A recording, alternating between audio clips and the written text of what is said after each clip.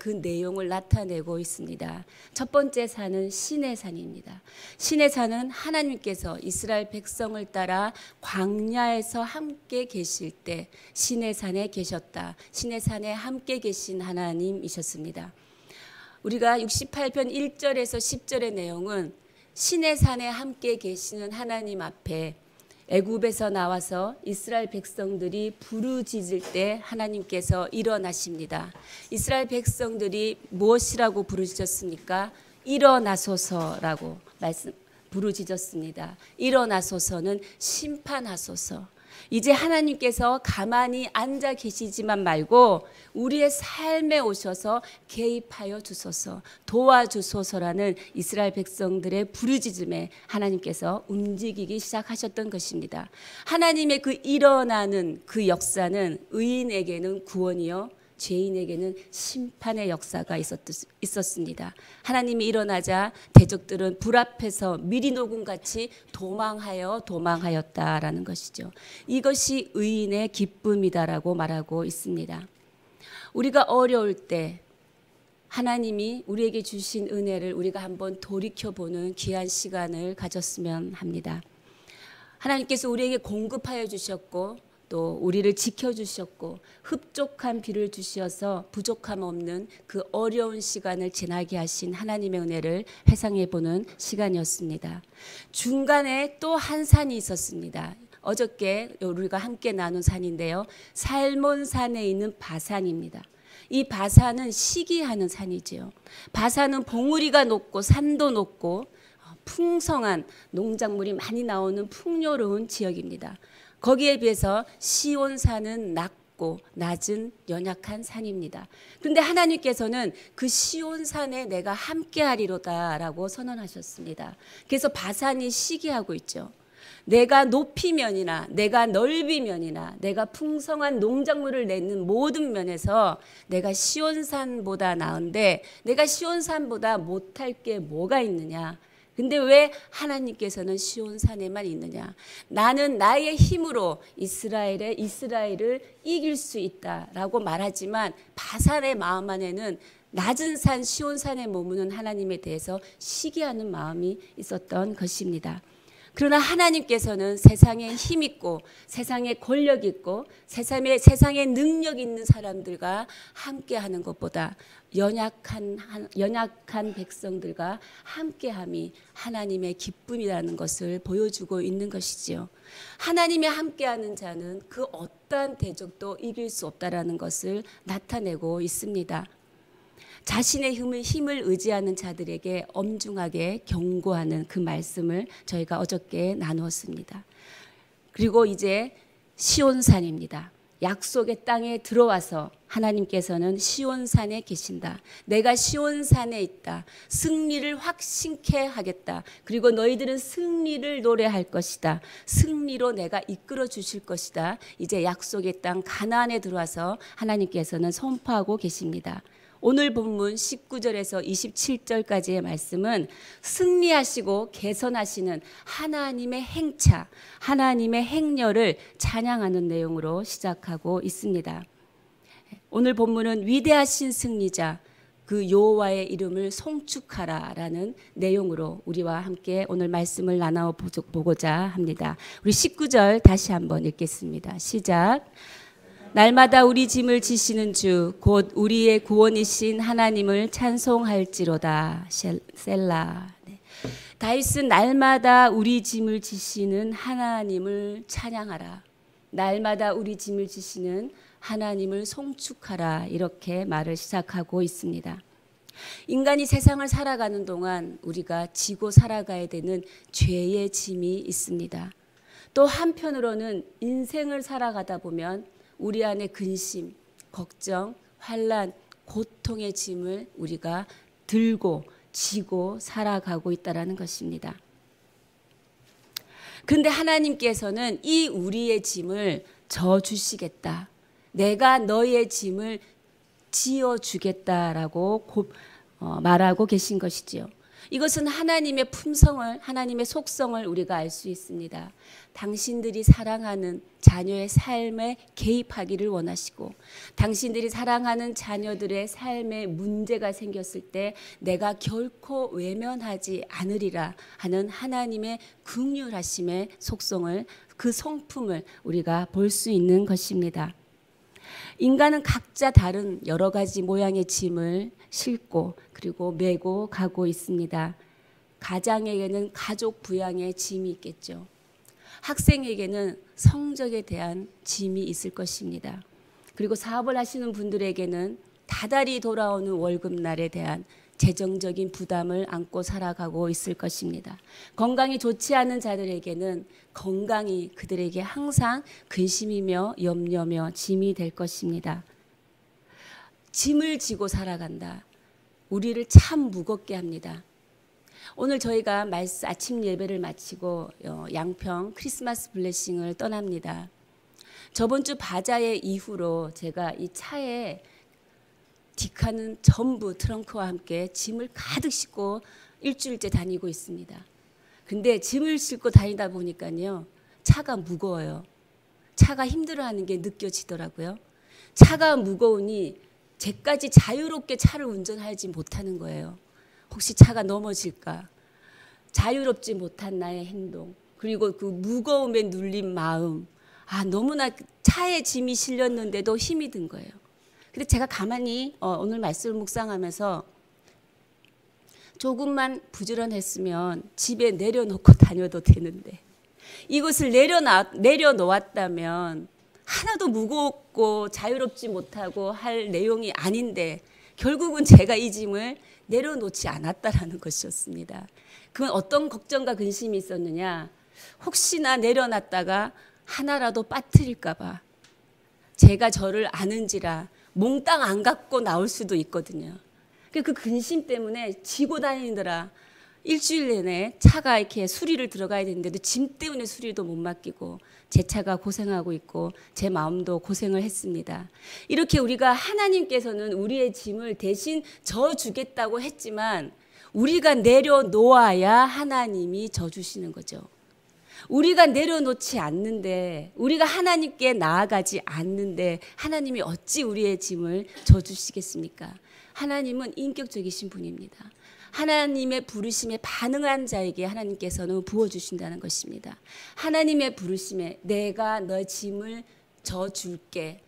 거기에 믿음으로 반응하는 자들에게, 그래서 믿음으로 내려놓는 자들에게 하나님께서는 그 짐을 흔쾌히 다 받아주시고 그 짐의 문제를 내가 해결해 준다고 말씀하고 계시는 것입니다.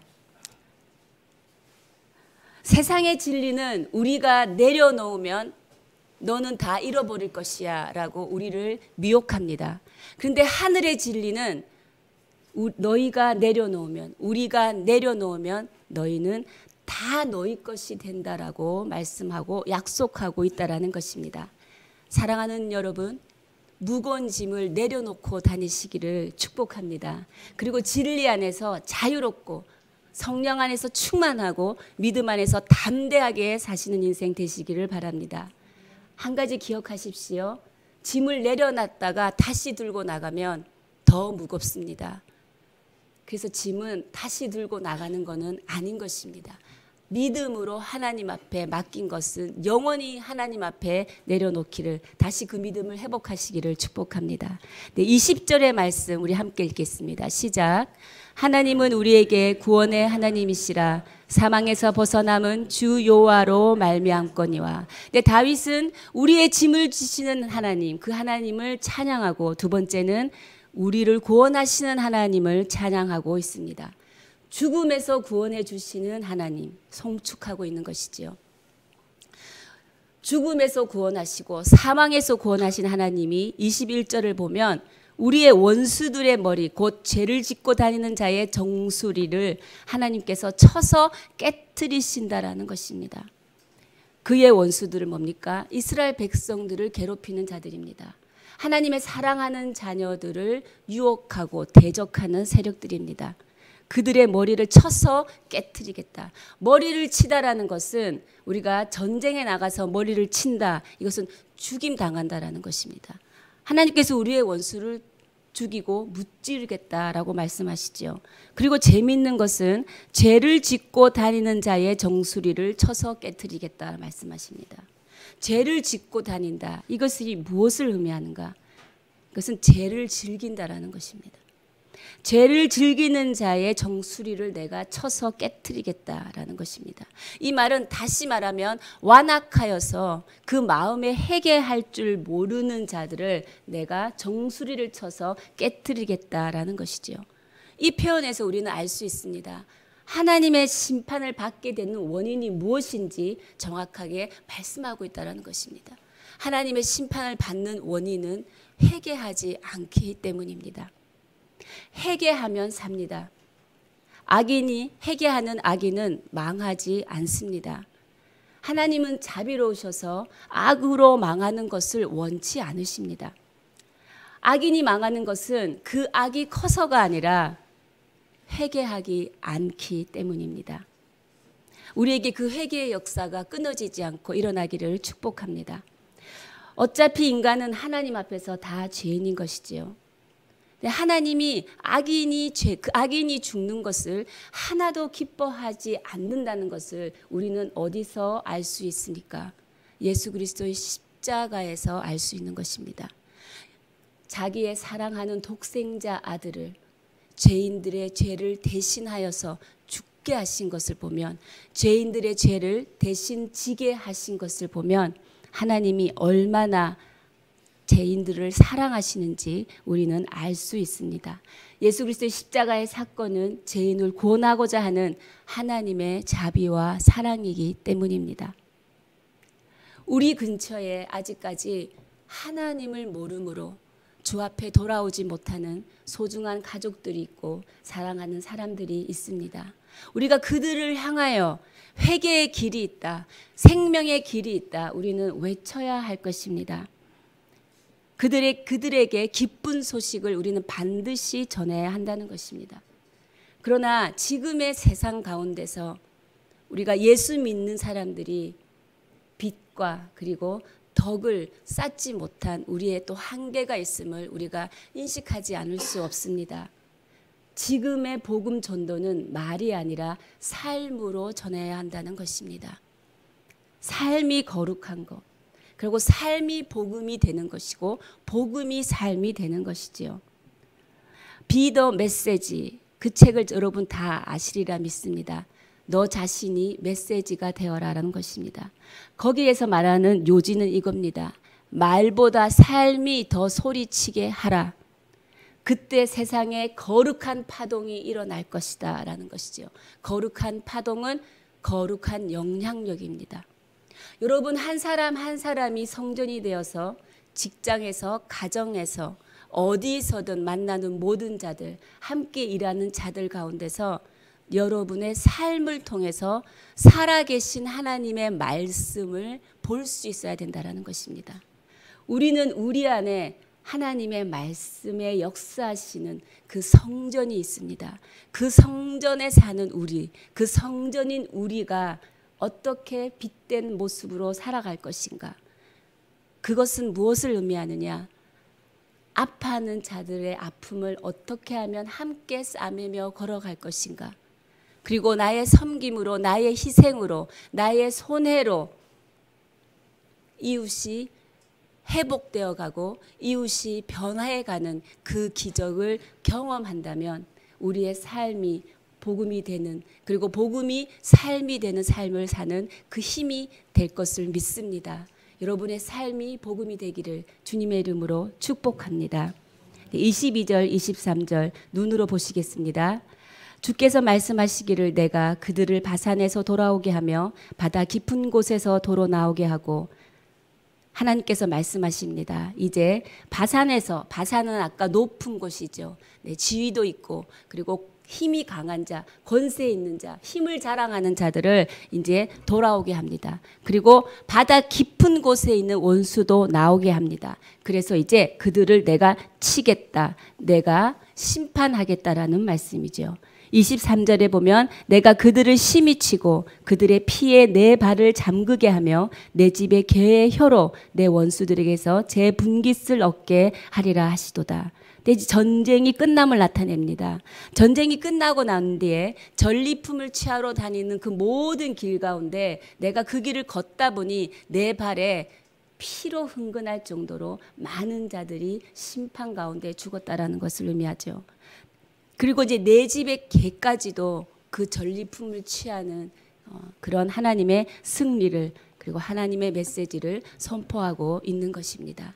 하나님을 대적하는 원수는 하나님께서 반드시 심판한다는 것입니다. 하나님을 대적하면 멸망이요 하나님을 의지하면 구원이라고 또다시 하나님은 말씀하고 계십니다. 우리 다 함께 24절, 25절, 26절까지 함께 읽도록 하겠습니다. 시작. 하나님이여 그들이 주께서 행차하심을 보았으니 곧 나의 하나님 나의 왕이 성소로 행차하시는 것이라. 소고치는 처녀들 중에 노래 부르는 자들은 앞서고 악기를 연주하는 자들은 뒤따르나이다. 이스라엘의 군원에서 나온 너희여 대회 중에 하나님 곧 주를 송축할지어다. 네. 나의 하나님 나의 왕이 성소로 행차하시는 것이라. 이것은 뭐냐면 시온산의 하나님 예루살렘 성전으로 들어오시는 하나님을 나타냅니다. 여기서 예루살렘의 하나님은 그냥 예루살렘 한 지역을 의미하는 것이 아니라 온 세상을 의미하는 것입니다. 하나님 주 온 세상을 만물을 다스리시는 하나님께서 이제 행진하고 계신다. 그 하나님께서 성소로 들어가고 계신다라는 것입니다. 나의 왕 나의 하나님. 다윗이 처음에는 우리의 죄를 지시는 우리 하나님, 그리고 두 번째 우리를 구원하시는 우리 하나님에서 이제 24절에 보면 나의 하나님으로 부르고 있습니다. 이제 나의 하나님으로 하나님께서 성소로 행차하고 계신다라는 것입니다. 나의 하나님이 지금 나에게로 오고 계신다라는 것입니다. 나의 하나님이 바로 여러분의 가정으로 지금 들어가고 계신다는 것입니다. 나의 하나님이 지금 우리 교회로 들어오고 행차하고 계신다는 것입니다. 하나님이 성소로 들어오시는데 그러려면 우리는 어떻게 해야 하나요? 우리가 그 성소에 모이기를 힘써야 합니다. 우리가 성소에서 기도하기를 힘써야 합니다. 우리가 성소에서 우리가 다 함께 부르는 찬양이 우리의 성소 가운데 울려 퍼져야 할 것입니다. 우리가 사람이 사는 집에도 한 몇 주 사람이 살지 않으면 벌써 썰렁합니다. 사람이 없는 줄 집이 벌써 압니다. 그리고 먼지가 쌓이고 사람이 살지 않으면 금방 폐허가 됩니다. 하나님이 계신 하나님의 성전에 하나님의 성도들이 모여야 할 것입니다. 모이기를 힘써야 할 것입니다. 모인 자들이 기도하고 모인 자들이 말씀의 은혜를 받고 모인 자들이 하나님을 구해야 할 것입니다. 하나님의 위대하심을 찬양하고 송축하기를 그런 성전 되기를 축원합니다. 시온산에 하나님께서 이렇게 행진하실 때 어떤 모습이 함께 행진과 함께 그려지는지 우리 25절의 말씀이 소고치는 처녀들 중에 노래 부르는 자들이 앞선다라는 것입니다. 노래 부르는 자들이 제일 먼저 앞서서 합창을 한다라는 것이죠. 그 다음에 누가 따르느냐? 악기를 연주하는 자들이 뒤따른다라고 25절에 말하고 있습니다. 악기를 연주하는 자들이 뒤따르면 그 뒤에 소고를 치는 소녀들이 뒤따르고 있습니다. 그리고 26절에 대회 중에 하나님 곧 주를 송축할지라. 대회는 회중의 하나 회중들 그 회중들이 모두 다 함께 하나님을 찬양한다라는 것입니다. 이것이 예배인 것입니다. 오늘날 우리가 예배 안에서 찬양을 하고 먼저 합창단이 찬양을 합니다. 합창단이 찬양을 하고 악기가 연주를 합니다. 그 악기가 연주하면 춤추고 소고치는 소녀들이 뒤따르는 것이죠. 그리고 난 뒤에 그 찬양은 모든 회중들이 한 입술로 하나님의 위대하심을 찬양하는 그런 예배가 하나님의 기뻐하는 예배라 우리가 오늘 말씀을 통해 알 수 있는 것입니다. 저는 우리 교회 예배가 이런 예배가 되었으면 좋겠습니다. 우리 가정의 예배가 이런 예배가 되었으면 하는 소망이 있습니다.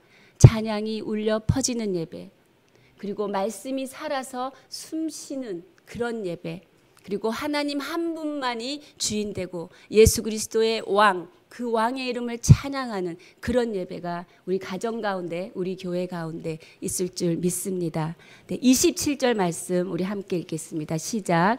거기에는 그들을 주관하는 작은 베냐민과 유다의 고관과 그들의 무리와 스불론의 고관과 납달리의 고관이 있도다. 네, 그들을 주관하는 네 지파가 나오고 있습니다. 작은 베냐민. 네, 작은 베냐민, 작은의 의미는 베냐민 지파가 막내 지파이고 그래서 작은 베냐민이라고 부른 것 같습니다. 베냐민과 유다 지파와 스불론 지파와 납달리 지파, 이 네 지파를 지금 거론하고 있습니다.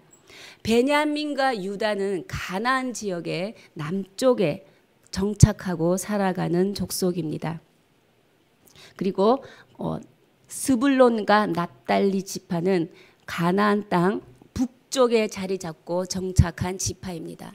다윗은 지금 남쪽에 자리 잡은 두 지파, 그리고 북쪽에 자리 잡은 두 지파를 거론하면서 그들이 찬양하고 있다라고 말합니다. 이것은 네 지파만 찬양한 것이 아니라 남쪽과 북쪽의 대표 지파를 거론하면서 결국은 이스라엘 모든 12지파가 모두 다 함께 여호와의 이름을, 하나님의 이름을, 성소로 행차하시는 하나님을 찬양하고 있다라는 것입니다.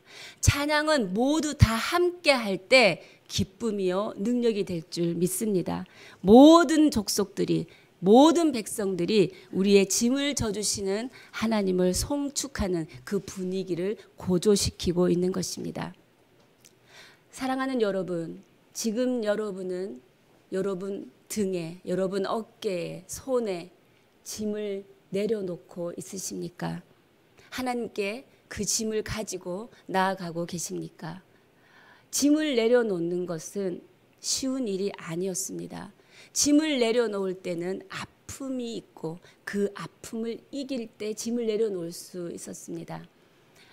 그저께 제가 우리 둘째 딸에게 전화를 받았습니다. 자녀에게, 떨어져 있는 자녀에게 전화가 내가 하지 않고 그들로부터 올 때는 딱 두 가지 이유가 있습니다. 돈을 붙여달라, 아니면 두 번째 힘든 일이 생겼으니까 기도해달라. 그들이 먼저 전화할 때는 딱 두 가지 이유입니다.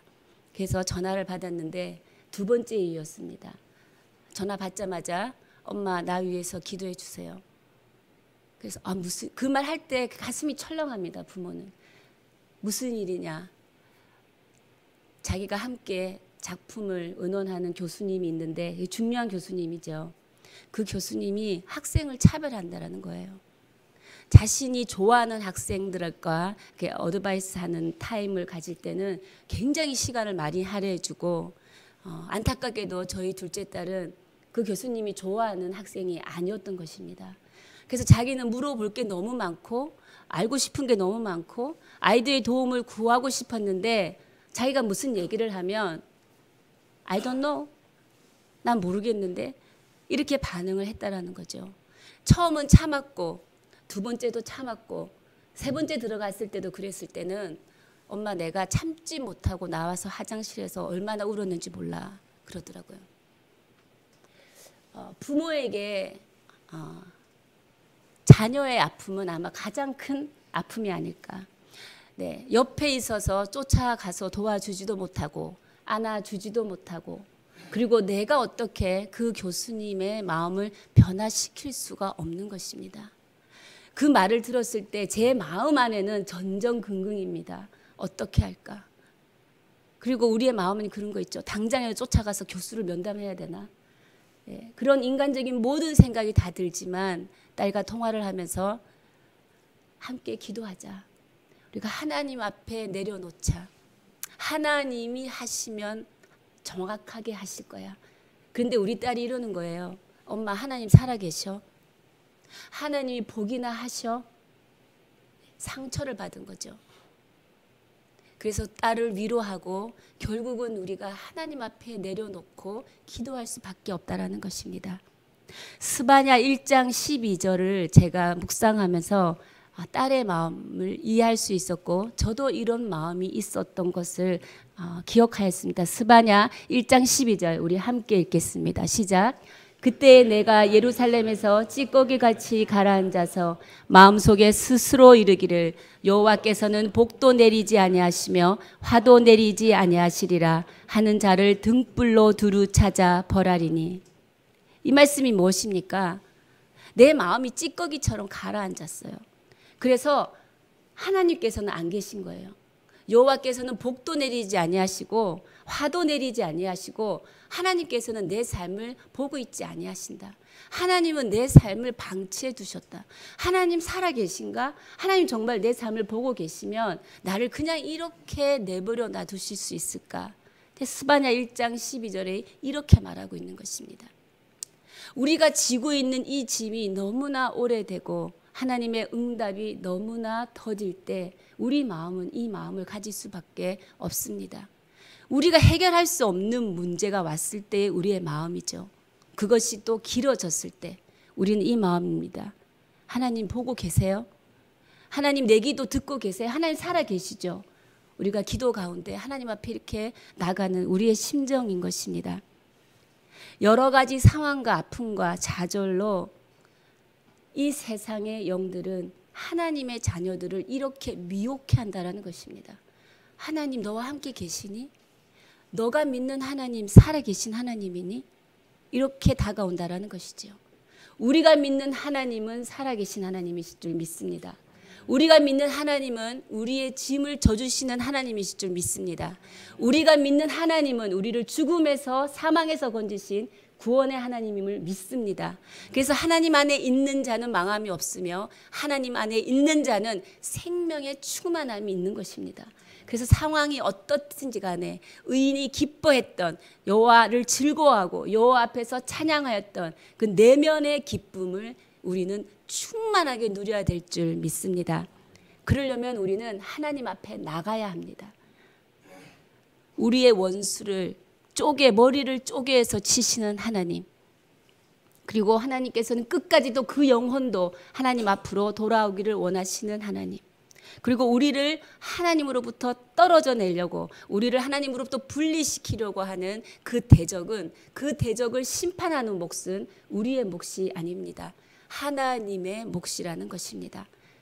할 수 없는 일에 전전긍긍 매달려서 불안해하고 노심초사하는 우리의 모습을 되돌아보는 귀한 시간이 되었으면 합니다. 다시 믿음으로 우리가 할 수 있는 것이 무엇입니까? 오늘 다윗이 모든 위기와 상황 가운데 찾은 것은 하나님의 위대하심을 송축하였던 것입니다. 하나님 자체를 송축하였던 것입니다. 우리의 입술이, 우리의 마음이 하나님을 송축할 때 우리 안에 있는 모든 짐 하나님께 내려놓을 수 있는 것입니다. 우리의 믿음이 회복되는 것입니다. 하나님을 송축할 때 우리 안에 있는 모든 두려움은 떠나갈 줄 믿습니다. 오늘도 왕 되신 주님께서 여러분 영혼 가운데 들어가십니다. 여러분 가정 가운데로 들어가십니다. 들어오신 우리 주 하나님, 여러분께서 꼭 붙들고 말씀의 충만함의 역사함으로 승리하시는 하루 살아가시기를 주님의 이름으로 축복합니다. 함께 기도하시겠습니다.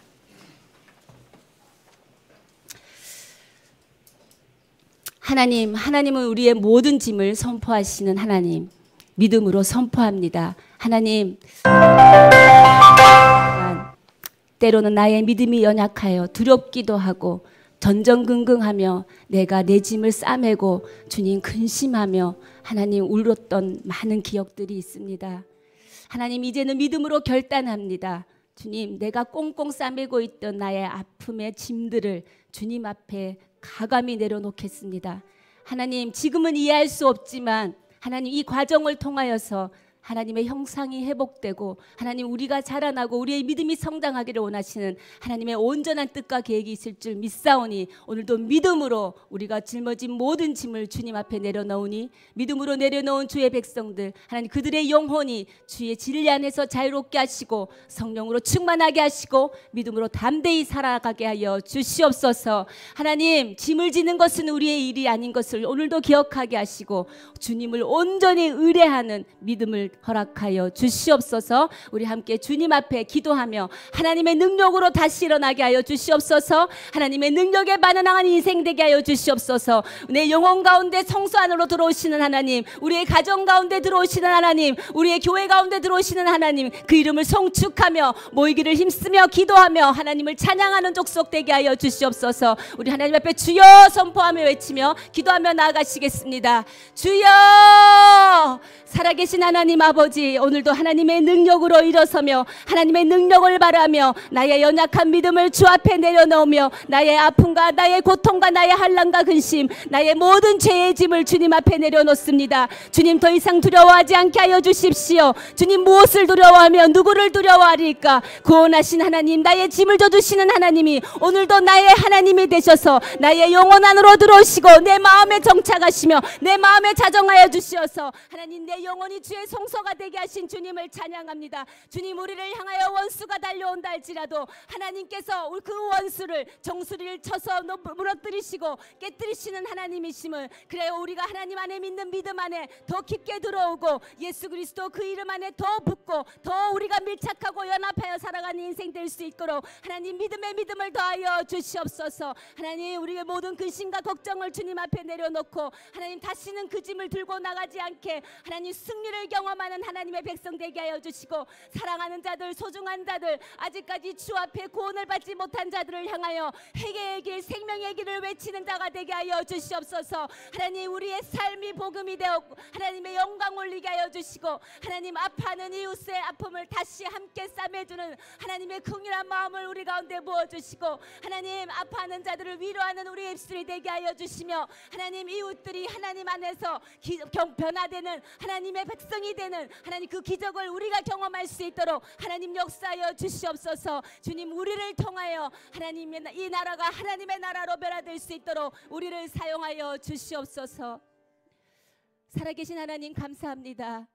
주님, 오늘도 주의 능력으로 일어서게 하시고 원수가 대적해오는 모든 상황 가운데서도 하나님 우리의 믿음 잃지 않게 우리의 영혼 가운데 내 마음에 주께서 처소를 삼으셔서 오늘도 우리의 성소 안에 들어오신 주님 감사합니다. 주님, 내 마음이 하나님의 성소가 되어서 하나님의 그 위대하심을 찬양하게 하시고 원수들의 모든 미혹됨에서 우리를 건져 주시옵소서. 우리의 믿음을 회복시켜 주시옵소서. 믿음의 믿음을 다하여 성령의 충만한 역사하심으로 하나님의 행하시는 그 일을 온전히 신뢰하며 믿고 맡기며 사는 인생 될 수 있도록 그 인생이 하나님 우리가 취할 수 있는 가장 아름답고 위대한 인생임을 믿음으로 선포하며 살아가게 하여 주시옵소서.